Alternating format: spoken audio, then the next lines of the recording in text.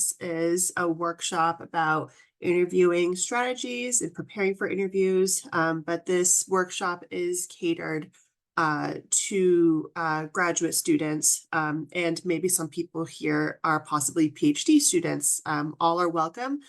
Um, this workshop is put together so that people of all experience levels can learn something today. Because I understand that there might be some people here who've never had interviews before, and there might be some people who've had dozens of interviews before. So there might be some folks where you'll find some new recharged information for interviewing, and for some folks getting a glimpse of what a potential future interview might be looking like for you. And so one thing I do want to note as well is that there's a lot of different majors and programs for different companies. And so how each company is going to navigate their interviews are going to be a little bit different. So today I'm going to try to touch upon as much as I can and try to capture as many industries as I can with that. And there will be plenty of time for questions and for you to ask anything in the chat as well.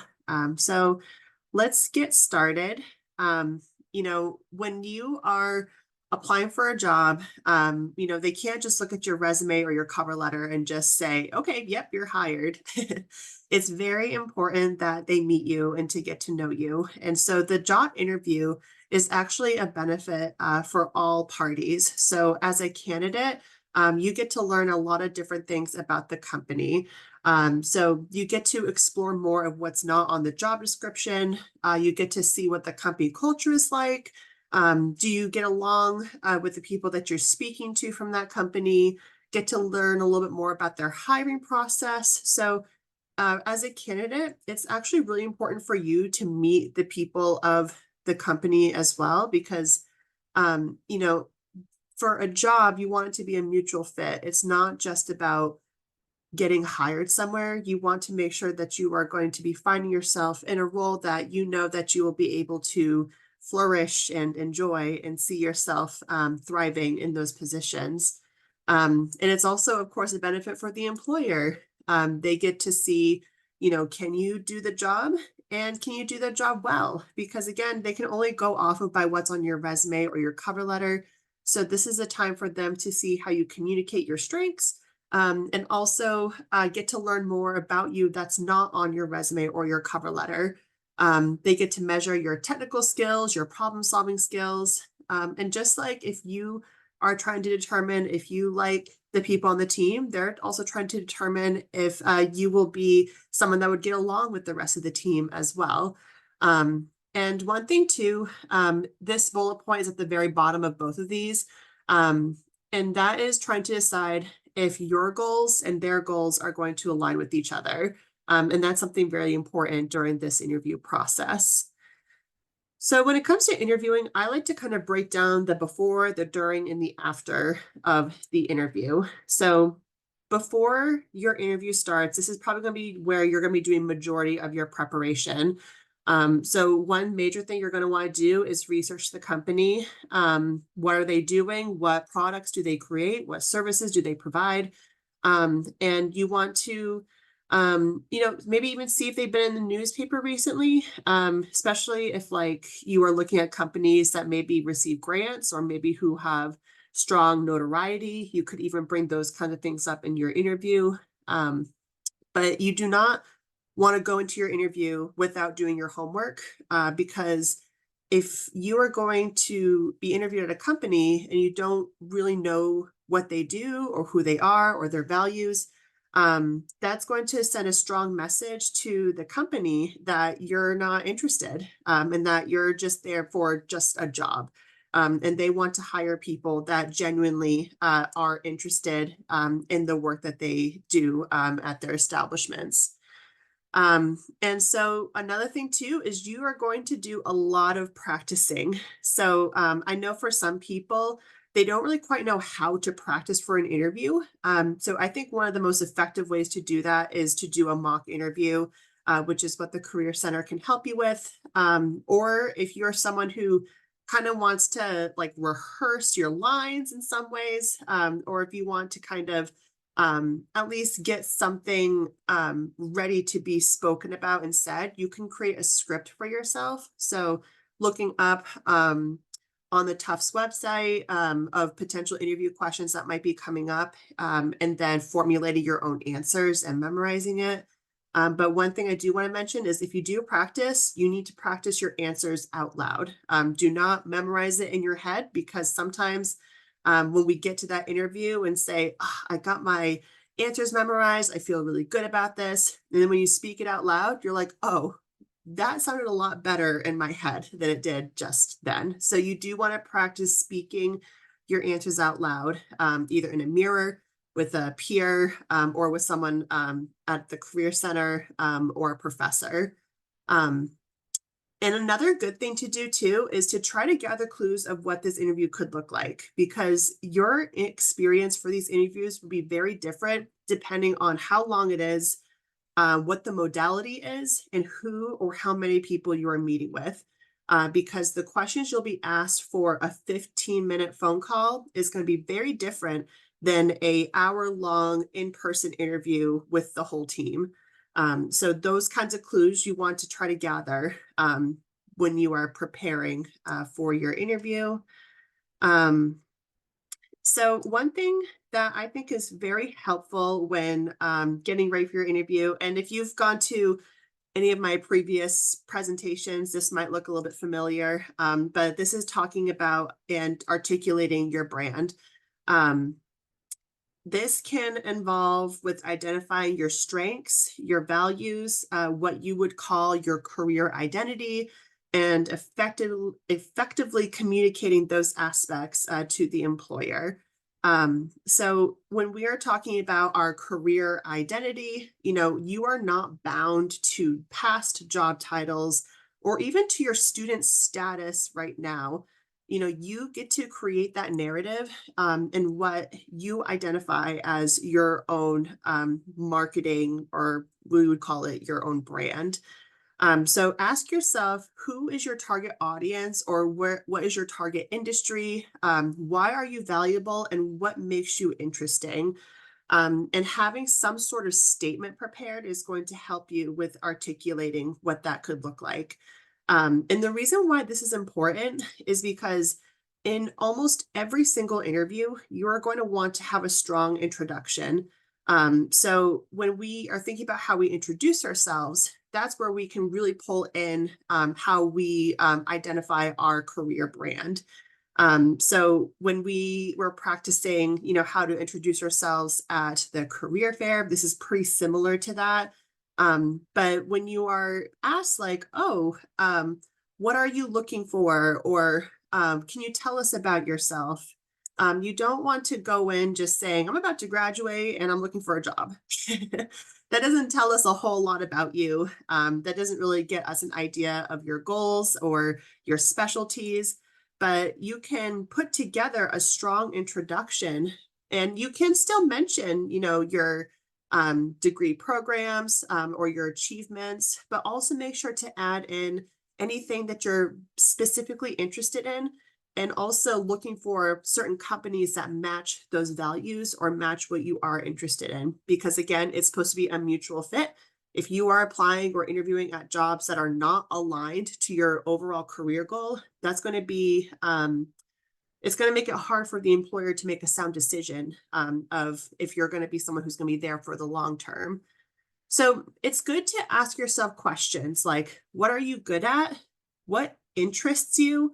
What makes you unique? And what are your focus areas?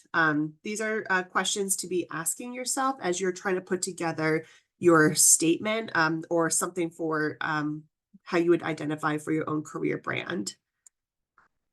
So I mentioned briefly about doing your work, doing your research on companies. I found this infographic with a connection that I have on LinkedIn. His name is Reno. He posts a lot of really helpful tips for not just interviewing, but he's just another career coach, has a lot of great advice. So he created this graph here, and I really liked this because when we think about how we research companies and how we try to learn about the products they make or what they do, that's just at the surface level. I mean, there are so many other things you can explore in. I mean, who is funding these companies or how are they getting funded? What are people saying about these companies? What kind of feedback that customers have? I mean, this is really breaking down how you can go from looking at the surface level of companies to really going in depth. And down here, you can even see some resources of how to address each of those things. So, for you all who are master's or PhD students, I would be making sure you're looking at either this intermediate section or even this advanced section when you're doing your research. Because when you start talking about those things or bringing those up in your interviews, that's going to be really impressive to the interviewer. They'll say, oh, wow, they really did their homework. They're really interested in working for us. So anyway, really liked this infographic here. I thought that was really helpful. And feel free to take a screenshot or picture of this if you need to refer back to it again.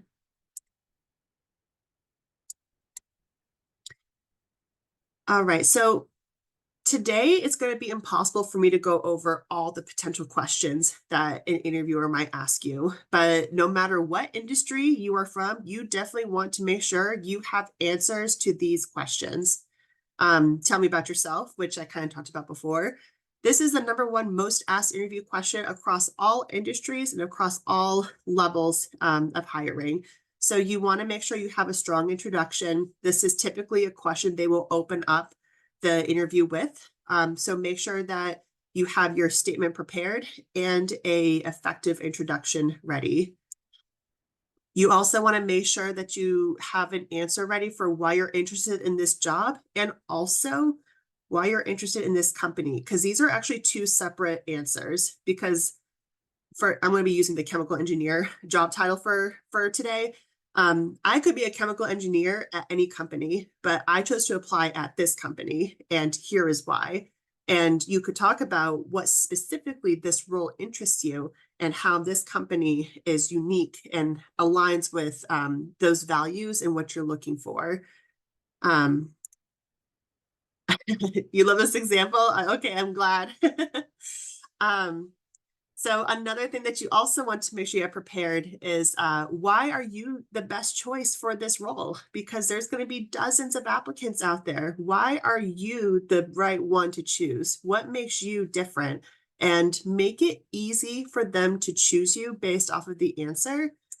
And this one, again, based off of industry, based off of major, but make sure you know your research, your thesis inside and out. You are the expert in that area, and also any kind of work background experience that you have.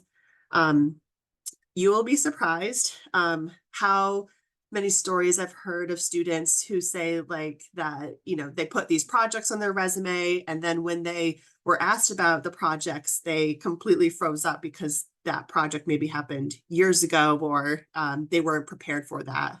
So make sure that you know what you did in the past. Long story short. So there's lots of different interview modalities. Typically, if you are looking at a job, that first interview is likely going to be some sort of phone screening. Usually that's going to be with a recruiter. It might be with a hiring manager in that department too. But usually phone screening calls are about 15 minutes, maybe 30 at most. And usually those questions are very general, getting to know you. Sometimes it's logistical, like, hey, when are you graduating? Or are you able to work remotely? Are you able to get to the work site? You know, just sometimes they'll ask logistical questions like that. And if all things look good there, they will move you on to the next round. And usually those second rounds are usually video calls, or they could be in-person ones. But usually for that second round of interviews, you're going to get deeper questions, you know, maybe getting to know you a little bit more based off of your interest, maybe talking more about your projects and research. You'll probably be also talking a little bit more about certain examples that you can share from your past experiences, like when you've had to work in groups, when you've had to be a leader, things like that. Um, if you are looking for an internship or a co-op, I would expect you to go through about 2 to 3 interviews at most. If you're looking for a full-time job, you'll definitely have um, at least 2, but you'll probably get to even more than that, maybe to 3 to 4 interviews. And the reason why is because for a full-time role, and again, depending on industry, depending on area, there might be many different departments you have to meet with. So each department will have their own set of interviews. So it could be 4, it could be 5. But for internships, which I know most people are looking for, or co-ops, I would expect between 2 to 3 rounds. All right. And friendly reminder, I know this is pretty straightforward, but if you do have a phone call interview or a Zoom/video conferencing call, make sure you are in an area that is not loud or distracting, and that you clean your background.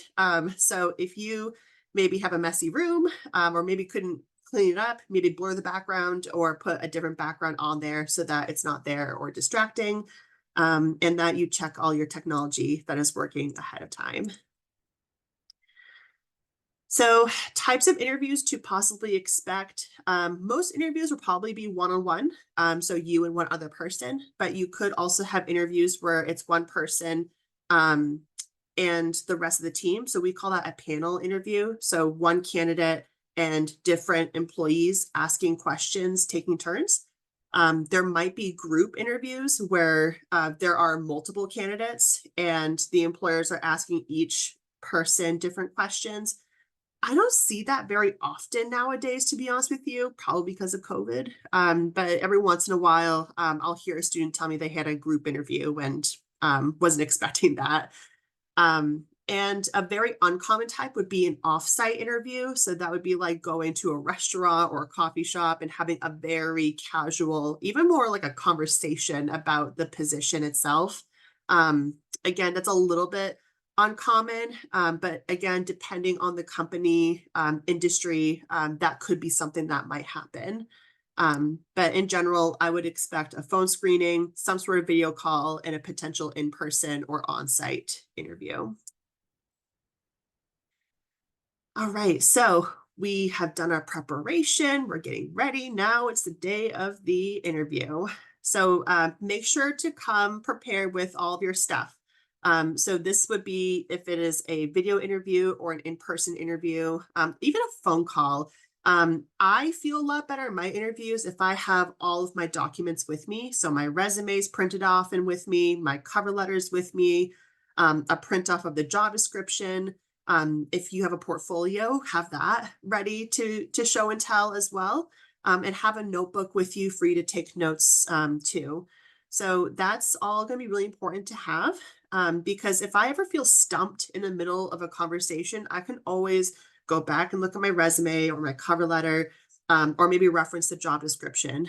So I kind of have my almost like my cheat sheets in front of me in case I ever need to reference back to them. So make sure to bring those. And you want to, I call it dress to impress. You do want to make sure that you want a positive first impression. So if I'm going on a Zoom call right now with a t-shirt and I'm being interviewed for maybe like a consulting role, that's probably not going to have a very positive first impression. So even if you do interview with companies that do appear very casual. A lot of engineering firms are like that, by the way. You might have interviewers who are wearing hoodies or wearing t-shirts, but you are still in the position of a candidate. So I would try to dress business casual or business, or something more on like the formal side. So that's something to be prepared for too. Keep your electronics away, turn off your smartwatch. I always have to remember that with myself, otherwise it's going to be going off and distracting me. Okay, this is really important. You definitely want to make sure you come prepared to ask questions. If you go through this whole interview and you don't ask any questions at all, like a clarifying question or something you're curious about or wondering about with the hiring process, if you don't say any questions, the employer will definitely think you're not interested in the job. So during your research, come prepared and ready to ask certain questions. So you could bring up something like, I saw on your website that you're working on this new HVAC product. Can you tell me what the future of that project looks like? Would I be part of that project? Or it could be something like, can you tell me about your workplace culture? That's something really important to me. How would you describe the work culture at this company? Come prepared with questions. I would say minimum 2 to 3 questions to ask during your interview. That's something really important. And make sure that you wrap things up confidently and get their business cards because you're going to want to be doing some follow-ups afterwards. We're going to talk about that a little bit later. All right, so we're going to get a little bit deeper in some of these interview questions. So these are some ones to expect. And again, I try to capture different questions based off of industry. But more likely, you'll find some general questions like, why do you want to work for us? What are your strengths? Why are you interested in chemical engineering? Things like that. Just getting to know you. Usually those will happen in that first round or second round of interviews. If you are in engineering or STEM or computer science, I will definitely say that you should be expecting some technical interview questions. These questions are there to measure your problem solving skills, your analytical skills, and also trying to validate the tools and technology that you reported on your resume. So I would probably say that some technical questions might be coming up in those interviews if that matches your background. So might be a good idea to brush up on some of your school notes just in case. Behavioral style questions. I call these the story time questions because you have to kind of tell a story or give an example of a time when you had to perform a certain skill or how to address something.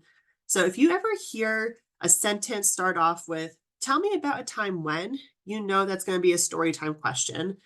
So here are some examples of that. And anyone here who is in business, finance, or consulting, there might be a chance that there will be some case interview questions. So these ones are kind of similar to technical interview questions, except the focus is not on the technology. It's more focused on helping to problem solve based off of the question proposed. So here are some potential questions of what that could look like. Let me check my notes here. Very rarely I'll have some students tell me they receive some really wacky questions. Like if you could have a superpower, what would it be?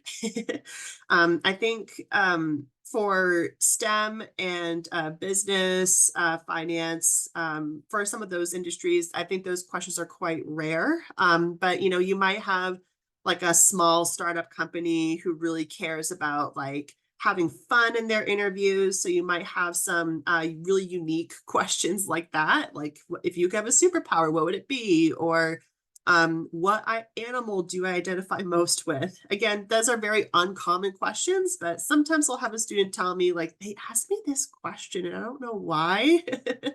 And I think again, is just to kind of add some more fun to the interview. And again, that kind of gives you another idea of that company culture.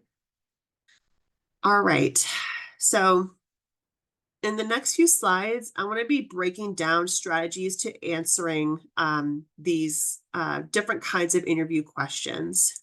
All right, so these first 2 slides are for general ones. So if someone asks you, for example, like, what is your greatest strength? We'll just go with that. Sit with the question, process it. You can ask clarifying questions if needed, like just one strength. Do you want 3 strengths or just a general answer? You can ask follow-up questions. But when you are saying your answers, you want to make sure that you are concise. We don't want to have answers that are too short. So we don't want to just say an answer like, oh, my greatest strength is my data analytic skills. Okay. What else? You want to make sure that you formulate a strong answer, not just something one sentence. You do want to make sure you add enough details, but do make sure that you're not going on a saga of like a whole answer with that. So depending on the nature of the question, if it's something general, like what's your greatest strength, I would say keep your answer to about maybe 2 minutes, 2 to 3 minutes tops. Should not be something super long to answer. And if you do need help with kind of like structuring your answer, think of like how you want to introduce the topic, the main points, and then wrapping it up and putting it all together. And sometimes if you put specific examples or quantifying examples, that can help with your answers as well. And again, make sure you're staying focused on your nonverbals, your tone of voice, your body language. If I'm saying like my greatest strength is my communication skills, and I'm like having my answer and talking like this, and I'm not really looking at the camera, they're going to be thinking, is it really your greatest strength? That's just a silly example, but you do want, just make sure that you check yourself when you are talking and communicating your answers. These tips here are specialized for those in master programs, PhD programs. Bring up the work that you did at Tufts. I mean, you have worked so hard for your degrees. Make sure to show off those things. It adds to your credibility, it adds to your expertise. So make sure to bring up those things in any of your answers because a lot of the roles that you're going to be applying for could be having high demands and high responsibility. So having those examples there will help. Yep, so I just talked about that. Employers do have high expectations for leadership, collaboration, teamwork for those who are graduating in these programs. So make sure to brush up on highlighting those achievements. That's going to help you a lot. And making sure that you are articulating clearly who you are, what you're looking for, and how this position is going to align with that. So here are some tips for those technical interview questions. So my engineering, computer science, or folks within School of Engineering or STEM related fields, these are some tips for you. So if you are proposed a technical question, again, process what the question is and also consider exactly what they're looking for. So you do want to make sure that you describe the process, but if they're looking for a specific result, you do want to make sure you address what that result is. So if you're given a problem, break it down into tangible pieces and also speak out loud your thought process. It's okay if you can't formulate the best or perfect result, but the employer wants to know more about your critical thinking skills. They want to know how you are analyzing certain challenges. So, don't just sit with this problem and think it in your head and then just spit out a answer.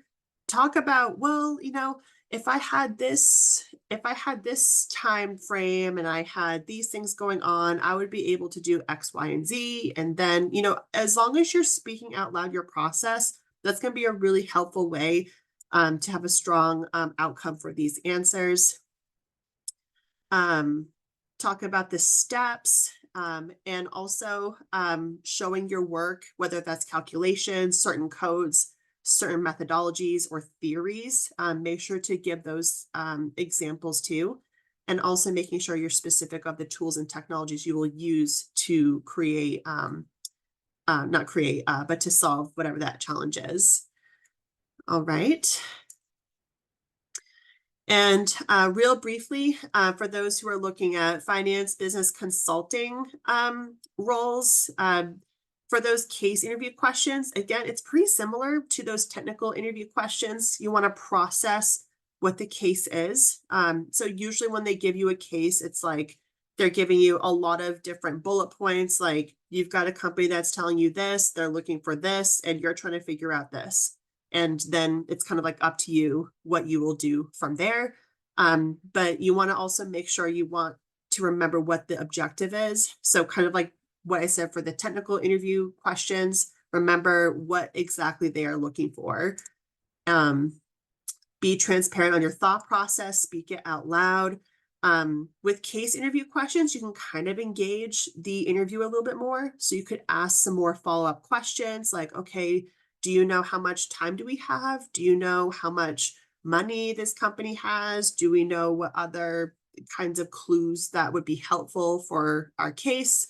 And then state what your hypothesis is would be and testing that out and seeing if that would work. Again, it's about um, evaluating your problem solving skills and not your ability to find the perfect answer. All right. So no matter what job that you have, if you are in STEM or business or education, any of those, you are highly likely going to be receiving some behavior style questions. So remember, the behavior style questions are the ones where you are doing a story time. So I have found the best ways to formulate your answers for those is by using the STAR method. You've probably heard that from me. You've probably heard that from other different career coaches. This is a strong way to give the interviewer some background knowledge of the experience, what you did specifically to resolve that problem or that challenge, and what the outcome was. So I love the STAR method, but I've always felt there was something missing from it. And that is also talking about what did you learn from that situation? Because yes, we can have a result, but sometimes we don't have a happily ever after from that situation. Maybe there wasn't a positive result from that. So if there wasn't a positive outcome, what did you learn from that? And what would you do differently next time? Or if it was a happily ever after, and if it was a positive outcome, you could even still talk about what you learned from that, because there's always learning in all of our experiences. So let's break down how the STAR method could look like for a question like this. Can you tell me about a time? Remember, tell me about a time. That's when we got to formulate a story. And when we're trying to formulate a story, we think about what? The STAR method. Tell me about a time when you had to resolve a conflict with a coworker. All right, this sounds like one of those tricky questions, right? So if we're going to use the STAR method, we have to first think of the situation. So let's go with this. I was working on a project team with a coworker who had a different approach to a task at hand. All right. Now we got to talk about the task. So what was the task at hand and what were you responsible for doing? The task was to create a presentation for a departmental meeting for the following week. And then next we have action. So remember, action is not what your coworker did or what someone else on your team did. This is something that you did, because again, we're trying to evaluate our problem solving skills here and how we navigate through challenging situations. So what did you do? I approached my coworker and asked them to explain their approach to the task. I listened to their perspective and then suggested a compromise that combined both of our approaches. Okay, and what was the result? We were able to create a successful presentation that incorporated both of our ideas, and it was well received by colleagues and supervisor. Awesome. So if we added a piece to this of what did I learn from that, maybe we could say, I learned that there's a lot of different ways to approach tasks, and it's not that there's one right way or the wrong way. It's just there's different ways. And so being able to combine some different approaches could be one of the most effective ways to finding solutions. So you don't have to put a learning outcome, but I think it really just adds another layer to your answers when you're given those kinds of questions. All right, doing quick time check. All right, we're doing good on time. So the next few slides, we're going to be talking about some challenging or tricky questions. So some people might not think this is a tricky or a challenging question, but I put these questions in here of common ones I get asked about a lot as a career counselor. So this one is, how do I address if there's a gap on my resume? So here's the thing. This red flag was a stereotype years ago. Nowadays, gaps on resumes can be explained by a lot of different things. And I have found that gaps on resumes are no longer seen as major red flags anymore as they used to be. Why were they red flags? Was because some people used to assume that if there was large gaps, that it means someone got terminated. But that's again not telling a whole story. Maybe someone got laid off. Maybe someone was sick and had to take a lot of time off. Maybe someone moved. Maybe someone was taking care of a loved one for a long period of time. Um, there's so many reasons to that. And, this also kind of um, puts into like a perception for like US culture and that, you should always be working and you should always be on top of things. That's a whole nother conversation. But, what I've been seeing is that times are changing and gaps on resumes are not necessarily a concern anymore. Um, some people would ask, well, what would be considered like a concerning gap? I would say that most people were concerned if there was maybe like a 2 to 3 year gap in between work experiences. That would probably be when most people would be having those kinds of concerns. But again, that could be for so many reasons now. So anyway, that's background knowledge on that question. But how to answer this? I think it's important to be transparent. But you can also discuss what you're comfortable with sharing. So you could say that that you were not working because of personal reasons, or maybe you were going through a career change. Maybe you were in school, right? There's a lot of different reasons to that. But I want you to kind of be rest assured that this is not that having gaps on a resume, it's not as big of a concern for employers as it had been maybe like 10 or so years ago. So I think we're all happy that that's moving in the right direction. So why did you decide to change careers or education? So this is a concern I've heard from students. If you had an undergraduate degree that is not related at all to what you're doing in your master's program. So this is a question that you might need to get prepared to answer. So maybe it was that you just didn't like the subject matter from your undergrad, or maybe you had some experiences that just weren't very positive and you wanted to go into a direction right for yourself. So, that might be something to get ready for to answer. And usually that's just about, it's general like curiosity, like, oh, you have a background in this and you're doing something so different now. What made you want to change? And usually that's a good opportunity for you to talk about your why and why you are interested in that new direction that you're going into. All right. So for people applying for roles that require a master's degree or a PhD, this question probably won't get brought up, to be honest with you. They might have this question asked in a different way. Maybe like what are some challenges that you're currently working through right now? Or they might be rewording it in a way to kind of talk about what kind of things you're trying to progressively improve on. But in general, the greatest weakness question and the greatest strength question, these are self-awareness questions. So when you're trying to formulate an answer, don't do something cliche or something that might sound like it's a safe answer. Talk about something that you are, trying to improve on. So an example would be that maybe you're way too eager to help on projects. And maybe that makes you susceptible to having too many projects going on at once, which kind of makes you lose track of time, maybe not getting tasks done when they needed to. So that maybe that could be something that you're working on, is learning to say no to things and providing more boundaries, and also being cognizant of your work-life balance.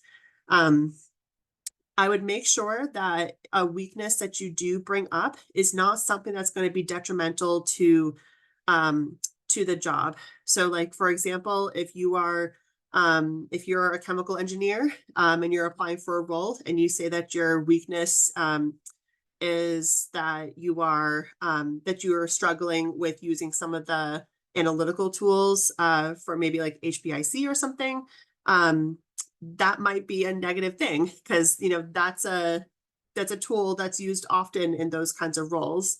So just be aware that the answers that you do provide, that they're honest, right? They can tell that your answers are genuine and honest, but you don't want to say something that's going to be a negative impact for the position.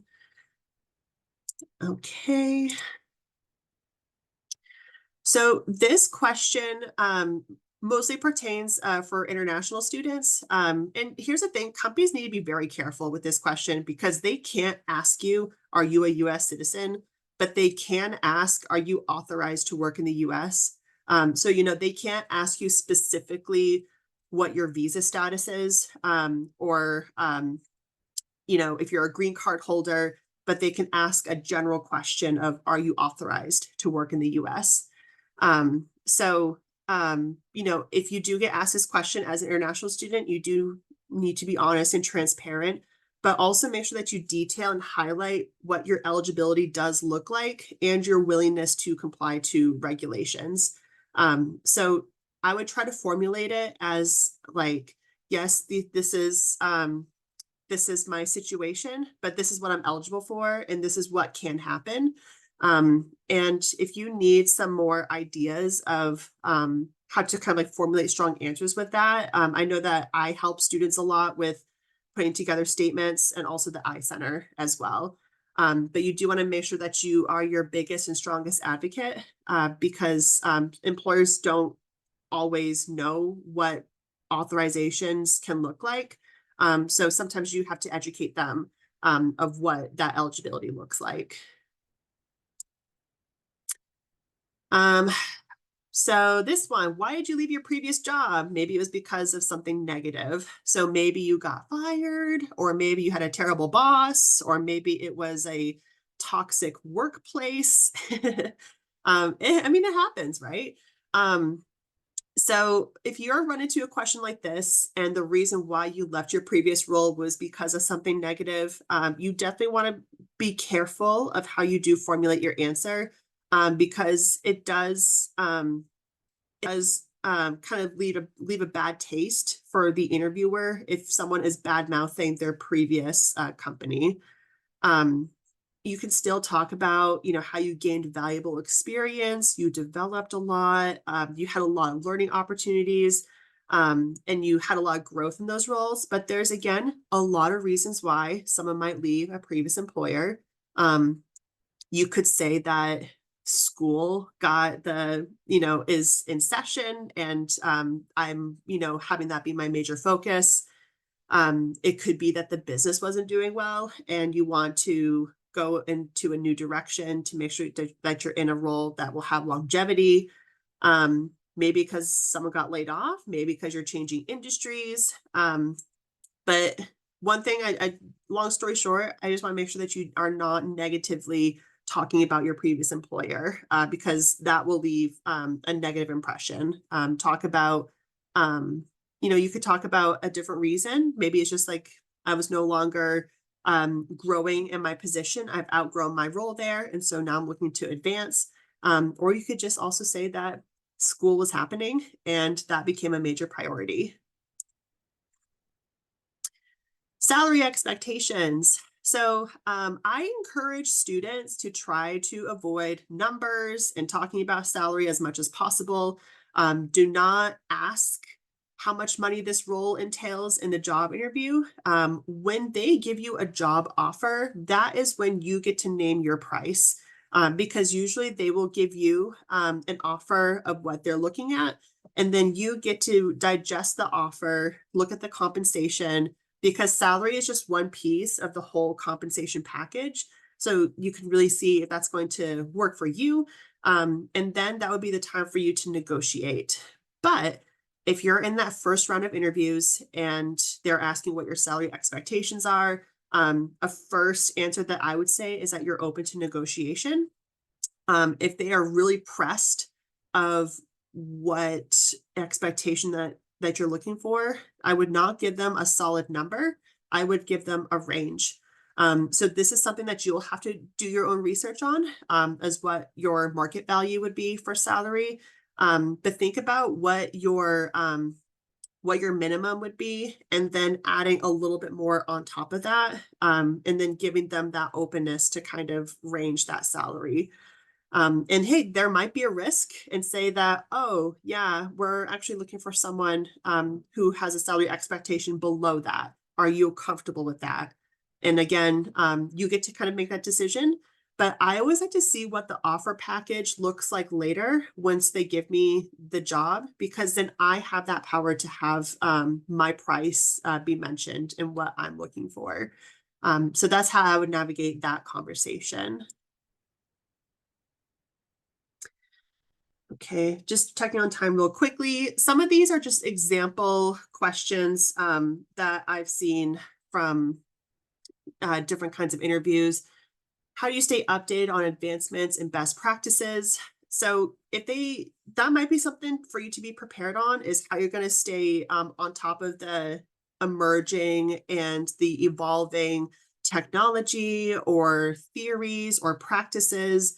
So that might be attending conferences, that might be staying on top of your development, might be attending workshops, that might be getting some more certifications. But I would make sure that you have a mindset that you want to continuously learn and to grow, right? Because we're not perfect products right now, or ever will be, but we can always continue and evolve and do our best with learning. There's a very high likelihood they're going to want to know your organizational skills. So how do you manage tight deadlines? How do you prioritize tasks? I would expect this question to come up, especially for, again, those who are graduating from graduate or PhD programs. This is like a tell me about a time question. So receiving constructive feedback. So this kind of question, they want to know how you are open to receiving feedback. Another word for feedback that some people might be more familiar with is a constructive criticism. So like if you have a coworker that says, hey, this is not the right way to do it, or you have a supervisor that's saying, oh, this is this is actually not the right answer.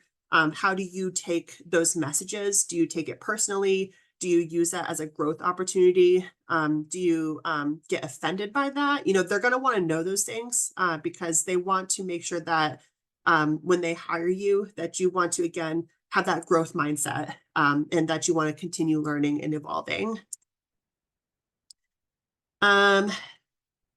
This is a question engineers in this call I would get prepared for asking, is how to be like an ethical engineer, or how do you practice ethically, especially if you do have a license or a certification. There are going to be expectations for you to know what those ethics look like, because they want to make sure that they hire someone who would not be at risk for malpractice. So believe it or not, I've had a student ask me, how do I respond to a question of why should we not hire you? And that one is definitely a tricky question. Or on the flip side, why should we hire you? For the first one, why should we hire you? That is kind of your time to shine, and for you to really explain how this is the role that you're looking for, what excites you about the role. Maybe bring up some cool information or interesting information you learned from that conversation. And for the question, why should we not hire you? This is kind of like a put you on the spot kind of question. And to kind of see, what could the candidate say about that? If anything, I would just say, well, if my qualifications aren't what you're looking for, then I suppose that would be a reason. But hopefully you can see from our conversation today and from my resume that I am a great candidate for this position. So I'm going to cruise through the next couple of slides, but I'm just curious from the people here, what kind of interview questions are you most nervous about, or that you find the most challenging? Because I do want to make sure that I can help answer those for you all today, because there's so many different kinds of questions that could be brought up. And so if you do have a question that you're not really sure how to navigate, please share that in the chat, and then I can share you my thoughts at the end of the presentation, which will be just in a few more minutes. Just an FYI, there are questions the employer is definitely not allowed to ask you. They can't ask you how old you are. They can't ask you if you are expecting, if you have kids. They can't ask you about if you have a disability, if you have any mental health conditions, or your previous employer, how much they paid you. So, they can't ask you these questions. They have to stay focused on questions related to your qualifications and to the role. Anything outside of that, they have to be really careful about, because if they do ask you those things, they could get in a lot of trouble, because that puts them at risk for unethical hiring and bias hiring. And just understand that there are a lot of protected classes federally and in Massachusetts. And essentially everyone is protected in some way, shape, or form. So if you run into something like this and you're like, that was a weird question, why did they ask me that? You can always reach out to someone from the Career Center to hear input on that, and knowing what your options are, if that's something that you want to address. Whew. Okay, that was a lot going on for the during interview part. So interview's done, you get to go home or close the laptop and relax, but you're not quite done yet. You have to do a few more things before you wrap up the hiring, not the hiring, the interviewing process. Make sure to reflect on the conversation, read through your notes, remind yourself of what the major points were, because what you're going to do is you're going to send out thank you emails to them. So those business cards that you grabbed at the end of that interview, you're going to use those to send out thank you emails to. And again, you're thanking them for their time. You're thanking them for the conversation, this opportunity. Maybe bring up some important points from that conversation. And that's where those notes and reflection, those things can come back into play. I would definitely make sure you get that email sent out within 24 hours, 48 hours tops. Even if your interview was on a Friday, send it Saturday morning, because that way, Monday, when people come back to the workplace, they'll be able to see that thank you email. This is standard. You definitely want to make sure you get that sent out. If there is no thank you email, again, that's an impression that the employer might not think that you're interested in the role. And if they reach back out to you for a follow-up or for scheduling a new interview, or with an offer, make sure you are responsive. Don't wait a week or several days to get back to them. Make sure that you do respond in a timely manner, because they have deadlines for their hiring. And I'm sure you would all like to get your hiring situation figured out quickly as well. So here are some resources that Tufts has that can help you with your interviewing. We have this really cool resource called Big Interview. This is a screenshot from our website. So if you go to the Career Center, Tufts Career Center website, type in Big Interview in the search, you'll be able to find it. And this is, it's almost like a mini training for interviewing, and it'll provide you feedback, different kinds of interview questions. So if you want to get some practicing in, that is a great resource. And if you want a full list of potential interview questions, again, go onto the Tufts Career Center website, type in interview questions, and then you'll get this little picture here with the light bulb and a lot of different questions. This is not the only questions on there. That's just from the top of it. So there'll be a lot of questions to practice with on there. If there's anyone in business, finance, or consulting who wants some extra practicing with those case interview questions, we do have a resource called Management Consulted. And with your Tufts account, you can get access to this, which will help you practice lots of different types of cases. And there's different drills and video courses as well. I haven't checked that resource out a whole lot, but that is one that I did want to make sure I mentioned today, for those who are interested in that. Um, and also make sure to schedule a mock interview with someone from the Career Center, because again, one of the best ways to be prepared is to practice. So to make an appointment, you would do that on Handshake. Whew. And that is that. All right. So, all right, let me find the chat here. If you have questions, specific interview questions, or if you're curious about anything else, feel free to mention it in the chat. Um, and um, if you're all set, then you're free to go.